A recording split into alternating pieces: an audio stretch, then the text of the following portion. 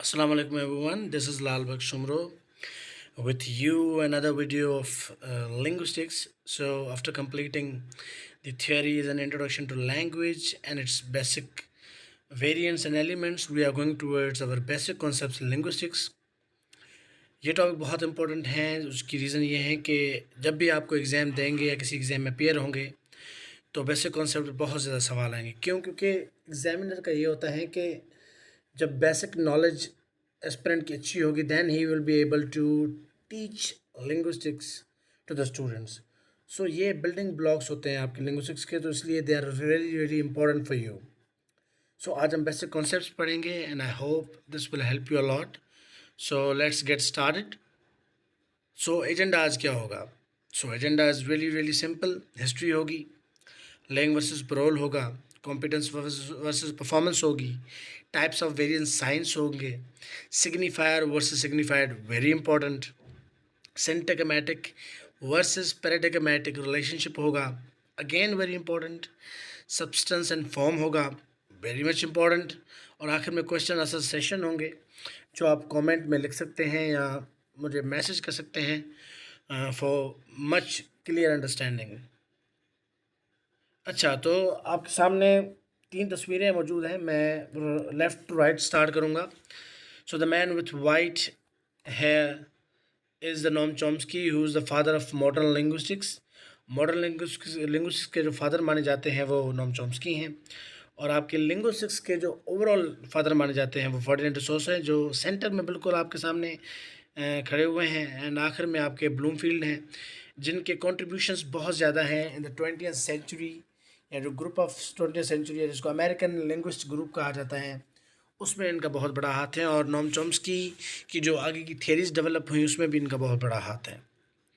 तो इनके बारे में पढ़ेंगे।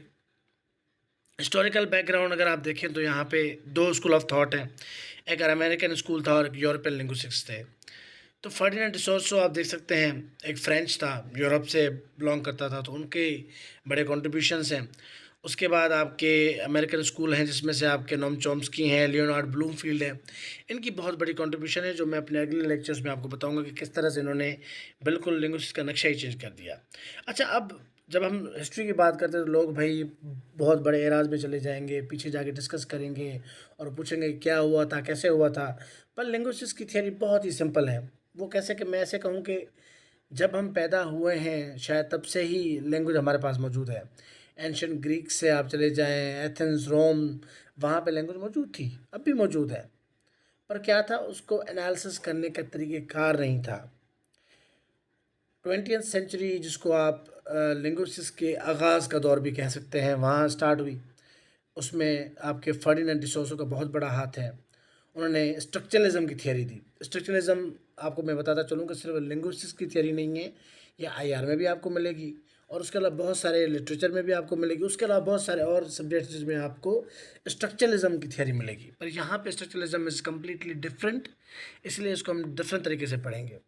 अच्छा, अब हम फर्डिनेंड डिसोसो को लेते हैं कि किस तरह से ये चीज़ स्टार्ट हुई। अब फर्डिनेंड डिसोसो फ्रेंच जो थे, राइटर भी थे, और ये फ़िलॉलजी पढ़ाते थे। फ़िलॉलजी कहा जाता है कि जब आप वेरियस लैंग्वेजेस के बीच में कंपैरिजन करते हैं, इंटर लैंग्वेज की स्टडी करते हैं, उसको ये पढ़ाते थे। ये प्रोफेसर ऑफ फ़िलॉलजी थे और संस्कृत पढ़ाते थे इन फ्रांस। तो वहाँ पे उन्होंने एक थियरी जिसका जिसका नाम था स्ट्रक्चरलिज्म। अब वो थियरी क्या कहती है उसका सिंपल मैं आपको आइडिया बताता हूँ। वो ये कहती है, स्ट्रक्चरलिज्म थियरी ये कहती है कि भाई जो भी आपकी लैंग्वेज है ना, वो एक सेट है किसका, स्ट्रक्चर्ड साइंस का। साइंस हम किसे कहते हैं, पहले साइंस को समझिए। साइंस हम कहते हैं जो हम ये वर्ड्स यूज़ करते हैं अपनी ज़ुबान में, उसको हम साइंस कहते हैं। ये एक ऐसा तरीक़ेकार है जो सिस्टम है किसका, साइंस का। हम साइंस को एक प्रॉपर सिस्टम के तहत ऑर्गेनाइज करते हैं जिसकी वजह से आपकी लैंग्वेज बनती है। यानी लैंग्वेज कहाँ कैसे बनती है, through the relationship between the different science present in a sentence. अब सेंटेंस देखें मिसाल के तौर पे, ही गोज़ टू स्कूल।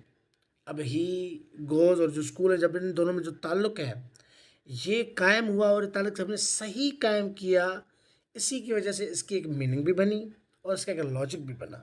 तो ये कहता है कि जो भी लैंग्वेज है ना, उसमें स्ट्रक्चर का बहुत बड़ा हाथ है। Without structure you can not understand language, you can not make it meaningful.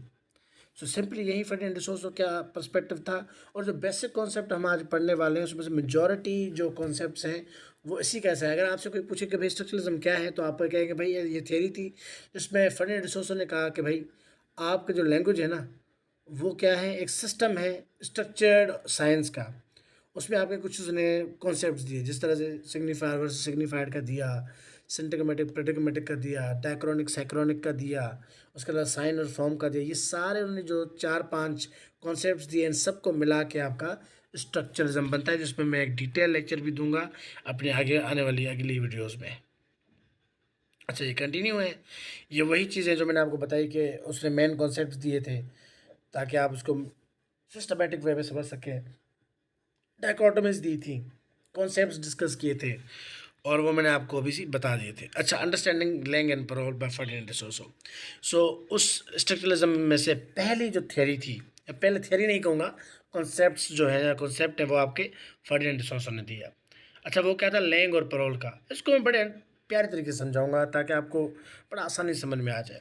देखिए, हम सब एक ज़ुबान यूज़ करते हैं, ठीक है। मिसाल के तौर पर मैं सिंधी बोलता हूँ, मैं कहूँगा छा, तो सारे सिंधी समझ जाएंगे कि इसका क्या मतलब है। और अगर उर्दू में कहोगे क्यों, तो उसका सारे समझ जाएंगे क्यों, क्योंकि उस छा और क्यों वर्ड के बारे में हमको पहले से ही पता है कि अगर ये वर्ड यूज़ किया जाए तो उसकी क्या मीनिंग होती है। ये क्या है, ये शेयर्ड है, कन्वेंशंस हैं, ये मीनिंग हम सब में शेयर है। तो लैंग्वेज किसको कहते हैं, लैंग किसको कहते हैं, langue is social, a set of convention shared by all speaker of knowledge. अगर मैं ये कहूँ कि लैंग एक वो रूल्स होते हैं जो आपके दिमाग में मौजूद होते हैं, आपके कम्युनिटी के अंदर ही, जो एक आपकी सिंधी कम्युनिटी है ना, तो सारे सिंधी कम्युनिटी सिंधी समझ लेते हैं। क्यों, क्योंकि उनके पास अपने लैंग्वेज के शेयर्ड रूल्स दिमाग में मौजूद हैं। लैंग्वेज एब्स्ट्रैक्ट, इसको एब्स्ट्रैक्ट क्यों कहा जाता है, क्योंकि ये आपके दिमाग में मौजूद होती हैं। जो रूल्स एंड रेगुलेशन, आपके जो कन्वेंशंस हैं, उसके मीनिंग है, जो भी आपकी लैंग्वेज की मीनिंग कन्वेंशन जो आपके दिमाग में मौजूद हैं, वो आपकी लैंग है। अच्छा, अब आते हैं पैरोल पे। पैरोल क्या है, जब आपके दिमाग में जो ये लैंग्वेज मौजूद है, जब आप उसको ज़ुबान पे लाके बोलते हो ना, तो उसको पैरोल कहते हैं। पैरोल क्या है, इंडिविजुअल है। अब देखो यहाँ पे डिफरेंस मैंने बताया है, लैंग और पैरोल में क्या डिफरेंस है कि भाई लैंग लैंग सोशल होती है। क्यों, क्योंकि वो जो रूल्स है वो सब में एक होते हैं। पैरोल क्यों है, वो इंडिविजुअल क्यों है, क्योंकि आपके बोलने का तरीका, लिखने का तरीका डिफरेंट होता है, पर मीनिंग उसकी बिल्कुल सेम होगी, पर आपके लिखने और बोलने का अंदाज अलग होता है। तो दैट्स व्हाई इट्स इंडिविजुअल। तो langue is the rules, set of rules that is present in your mind और the present in the minds of your society. And parole क्या है, जब आप उसको परफॉर्म करते हैं, यानी जब उस लैंग को यूज़ करके आप अपनी ज़बान पे लाते हैं, लफ्ज़ बोलते हैं, तो वो आपका पैरोल होता है। It's concrete and physical, concrete और फिजिकल क्यों, क्योंकि आप इससे बोलते हैं या लिखते हैं तो ये एक कॉन्क्रीट बन जाती हैं, आप उसको महसूस कर पाते हैं, आप उसको लिख पाते हैं। It makes use of the psychological physiological mechanism such as speech organ, uttering words and sentences. क्यों, क्योंकि आप इसमें अपने ऑर्गन्स यूज़ करते हैं, अपने हाथ वगैरह यूज़ करते हैं, तभी आपका लैंग्वेज प्रोड्यूस होता है। तो ये दो बहुत बड़े कॉन्सेप्ट्स हैं जो मैंने आपको बड़ी इजीली समझाए। तो भाई देखें, लैंग क्या होता है, आपके रूल्स एंड रेगुलेशन जो आपके माइंड में मौजूद हैं, और पैरोल क्या होता है, जब आप उन रूल्स एंड रेगुलेशन को यूज़ करके लैंग्वेज को बोलते हैं। डिफरेंस क्या है भाई, लैंग सोशल होती हैं क्योंकि सब में रूल्स एक जैसे होते हैं, और पैरोल क्या होता है, वो इंडिविजुअल होती हैं, वो वेरी करती है पर्सन टू पर्सन। आगे बढ़ते हैं। अच्छा, अब इसके ही बरअक्स, यानी इसके खिलाफ ही आप समझ लें, इसके साथ ही नोम चॉम्स्की ने एक और जो ना कॉन्सेप्ट दे दिया, कॉम्पिटेंस और परफॉर्मेंस। अब बात इनमें सेम ही है, ठीक है। अब कॉम्पिटेंस और परफॉर्मेंस समझें, लैंग और पैरोल की तरह ही है। कॉम्पिटेंस को लैंग समझ ले, परफॉर्मेंस को पैरोल समझ ले, पर फ़र्क क्या है वो मैं आपको समझाऊंगा। कॉम्पिटेंस क्या है, this refers to an individual's underline knowledge of language rules and structure. अच्छा, कॉम्पिटेंस क्या होती है, देखें, नॉम चॉम्स्की ने कहा कि हर कोई जो है ना बोलता है, बिल्कुल बोलता है, उसके पास स्ट्रक्चर्स दिमाग में मौजूद है। मिसाल के तौर पर मुझे सिंधी आती है, मुझे सिंधी के रूल्स पता है, पर उसने कहा कॉम्पिटेंस ये होती है कि भाई कौन कितने ज़्यादा उसमें सेंटेंस प्रोड्यूस कर सकता है। मिसाल के तौर पे हम लोगों में से ऐसे लोग होते हैं जो बहुत अच्छे स्पीकर्स होते हैं, एक वर्ड से या एक लाइन से पता नहीं कितने जुमले बना लेते हैं, तो वो उनकी कॉम्पिटेंस होती है टू प्रोड्यूस लैंग्वेज। तो ये उसकी नॉलेज होती है लैंग्वेज की, जो उसके दिमाग में मौजूद होती है। तो देखिए हमारे हमसे कुछ लोग होते हैं जिनकी मेंटल पावर बहुत ज़्यादा होती है, जिसकी वजह से वो अच्छा लिख भी पाते हैं और बोल भी पाते हैं। तो कॉम्पिटेंस क्या होता है कि इंसान में लैंग्वेज की कितनी एबिलिटी मौजूद है। ये जो बंदा है या मैं हूँ, मैं कितने सेंटेंस ज़्यादा प्रोड्यूस कर सकता हूँ अपने माइंड में, उसको हम कॉम्पिटेंस कहते हैं। परफॉर्मेंस क्या कहते हैं? सिंपली वही बोलना जो आप उसको परफॉर्म करते हैं। कॉम्पिटेंस आपके दिमाग में होती है और परफॉर्मेंस आप जो उसको बाहर निकालते हैं। ठीक है। अब यहाँ पर डिफरेंस क्या रहा भाई? पैरोल और परफॉर्मेंस बात सेम। लैंग और कॉम्पिटेंस में फ़र्क है। लैंग में फर्डिनेंड डिसोर्सो ये कहता है कि आपके जो रूल्स एंड रेगुलेशंस हैं वो सोशल हैं, सब में इक्वल हैं। बट कॉम्पिटेंस में क्या कहता है? नॉर्म्स क्या कहता है? नहीं। नॉर्म्स क्या कहता है? नहीं। कॉम्पिटेंस में क्या है? वो इंडिविजुअल है। वो क्या करती है? कॉम्पिटेंस वेरी करती है पर्सन टू पर्सन।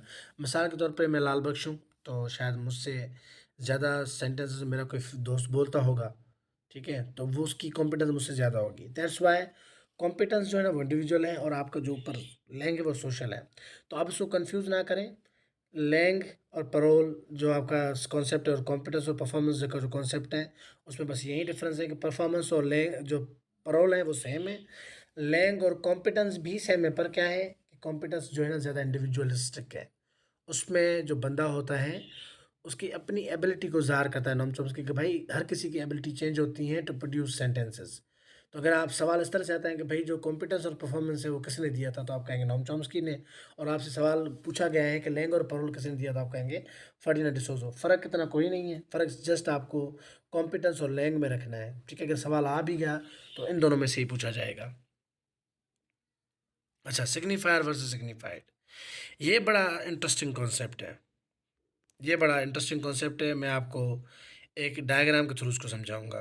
देखें, पहले हम इसकी थियरी को मैं पढ़ लेता हूँ। सिग्निफायर क्या होता है? This refers to the physical form of sign which could be a word, sound, image, gesture, or any perceptible element. The signifier is the material or tangible aspect that we perceive with our senses. For example, the word tree in written or spoken form or the image of a tree serves as signifier. अच्छा, अब signifier signified क्या होता है? Signifier आपकी होती है कि उसकी रियल इमेज जो वर्ड में मौजूद है। ठीक है, मैं कहूँ वर्ड ट्री, आप ट्री लिखते हैं या ट्री को देखते हैं, उसकी जो पिक्चर है या ट्री जो खुद इस दुनिया में मौजूद है, उसको आप कहते हैं सिग्निफायर। यानी जो चीज़ जिसका नाम आप बोलें और जो उसकी दुनिया में जो उसकी रियल रिप्रेजेंटेशन हो, उसको आप सिग्निफायर कहते हैं। सिग्निफाइड क्या होता है? दिस कॉन्सेप्चुअल और mental representation so with a particular signifier. अच्छा, आप देखिए, मैं कहूँ सिग्निफायर, जब मैं कहूँ ट्री, अब ट्री एक वर्ड में निकाला, मैंने सिग्निफायर निकाला, तो आप मैं जैसे ही ट्री बोलूँगा आपके दिमाग में एक मेंटल कॉन्सेप्ट आ जाएगा कि यार ट्री का मतलब एक पेड़ होता है जिसकी टहनियाँ होती हैं, जिसका एक ट्रंक होता है। तो जो आपकी मेंटल इमेज होती है ना किसी भी चीज़ की, वो सिग्निफाइड होता है।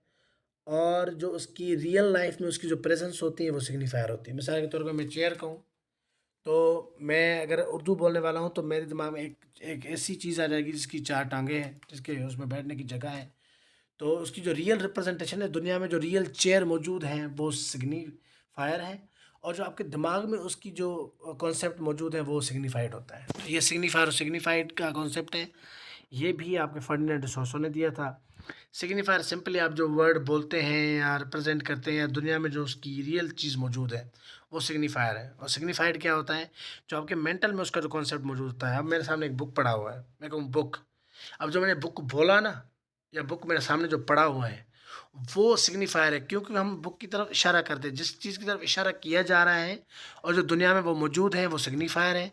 और जो कॉन्सेप्ट उसका आपके दिमाग में मौजूद है वो सिग्निफाइड है। मैं इसको और सिंपल इस तरह से करूँ कि देखें, हर चीज़ जो आपके दुनिया में मौजूद है उसकी एक रियल इमेज होती है, एक दुनिया में वो मौजूद होती है और उसका कॉन्सेप्ट आपके पास होता है। मैं कहूँगा अगर भाई देखो कुर्सी, अब कुर्सी किसी और के लिए कुछ और हो सकती है, तर्किश में पता नहीं क्या कहते होंगे कुर्सी को। तो इसी तरीके से जब मैं बोलूँ चेयर और आपके दिमाग में वो 4 टाँगों वाली चीज़ आ जाए, तो वो जो आपके दिमाग में वो इमेज आ गई वो सिग्निफाइड होगा। और जो रियल लाइफ में आपके सामने वो जो चेयर पड़ी है जहाँ जिसके आप ऊपर बैठे हुए हैं वो सिग्निफायर होगी। ये देखिए, मैंने इसको थोड़ा जो है ना आसान कर दिए हैं। मेंटल इमेज जो आपकी होती है किसी भी चीज़ की, जो कॉन्सेप्ट होता है ट्री का वो सिग्निफाइड होता है। और जो ट्री खुद होता है ना, जो ट्री खुद, वो सिग्निफायर होता है। ठीक है, तो ये एक सिंपल सा कॉन्सेप्ट है। इसी तरीके से आप मीनिंग असाइन करते हो चीज़ों को।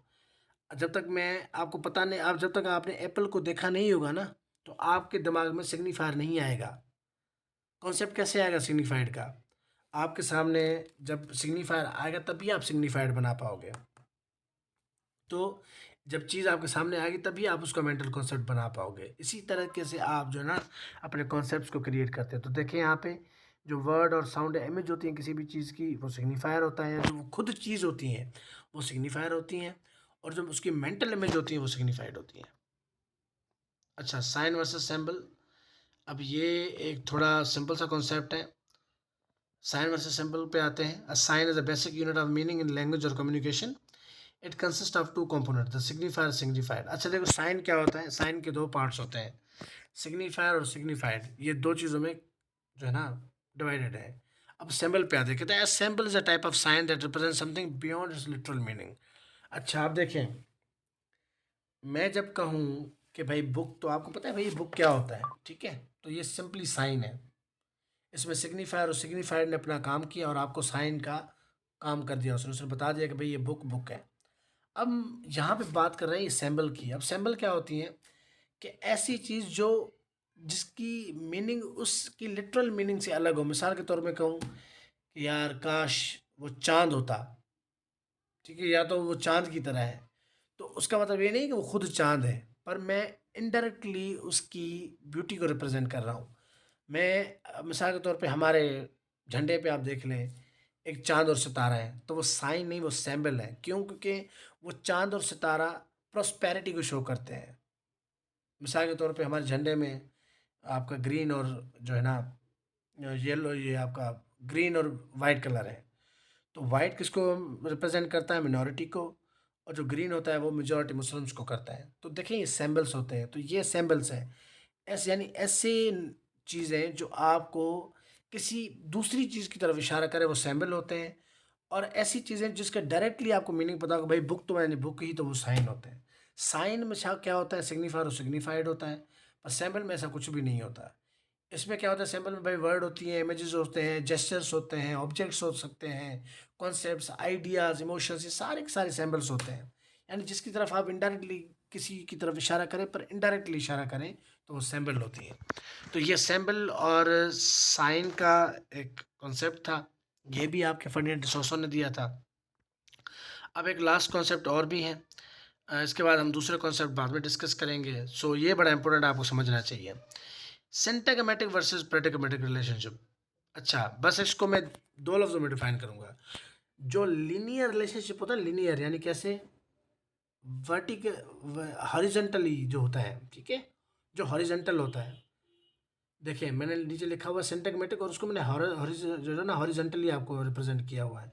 ये देखिए सेंटेंस पढ़े, द ओल्ड मैन क्राइड। अब ये जो सीधा सीधा इन वर्ड्स के बीच में जो रिलेशनशिप है ना, उसको आप सिंटैगमेटिक रिलेशनशिप कहते हैं। देखो ये द है, ओल्ड है, मैन है, क्राइड है। ये जो सीधी लाइन वाला जो रिलेशनशिप होता है ना, इसको आप सिंटैगमेटिक रिलेशनशिप कहते हैं, या आप इसको लीनियर रिलेशनशिप भी कहते हैं। वेरएज प्रेडिकमेटिक रिलेशनशिप क्या होता है? जो वर्टिकल होता है। मिसाल के तौर पे आप इस साइड पे आ जाए, तो द, अवर, दैट और जोन्स जो वर्ड्स लिखे हुए हैं इसे नीचे लाइन में वर्टिकली, तो देखिए यहाँ पे जो सब्जेक्ट है वो सब्जेक्ट के साथ ही रिप्लेस है। यहाँ पे जो वर्ब है ओल्ड, उसको प्रेटी के साथ ही रिप्लेस किया गया है, ठीक है। तो हर चीज़ अपनी कैटेगरी के साथ ही रिप्लेस हुई हुई है। तो इस रिलेशनशिप को आप क्या कहते हैं? प्रेडिकमेटिक रिलेशनशिप कहते हैं। अगर मैं इसको आसान ज़बान में बोलूँ, तो जो आपका वर्टिकल रिलेशनशिप होता है, यानी अप टू डाउन या टॉप टू बॉटम, उसको आप प्रेडिकमेटिक कहते हैं। और जो आपका नीचे वाला रिलेशनशिप होता है, जिसको आप हॉरिजेंटल कहते हैं, जिसको आप लेफ्ट टू राइट कहते हैं, राइट टू लेफ्ट वाला रिलेशनशिप कहते हैं, उसको हम कहते हैं सिंटैगमेटिक रिलेशनशिप। तो आज तक इतना काफ़ी है। इंशाल्लाह इसके बाद हम दूसरे कॉन्सेप्ट भी डिस्कस करेंगे। अगर इसमें कोई आपको सवाल हो, इसमें कोई आपको क्वेरी है, तो प्लीज़, मैं अपने इसको यूट्यूब चैनल पे रखने वाला हूँ, and you can subscribe that YouTube channel with the name of Learn with Lal. So this is my YouTube channel. You can go over there as well and comment as well. So इसके बाद हम और इसको discuss करें next video में। It's part 1 और part 2 हम जल्दी इसको अपलोड करेंगे for better understanding. Thank you so much.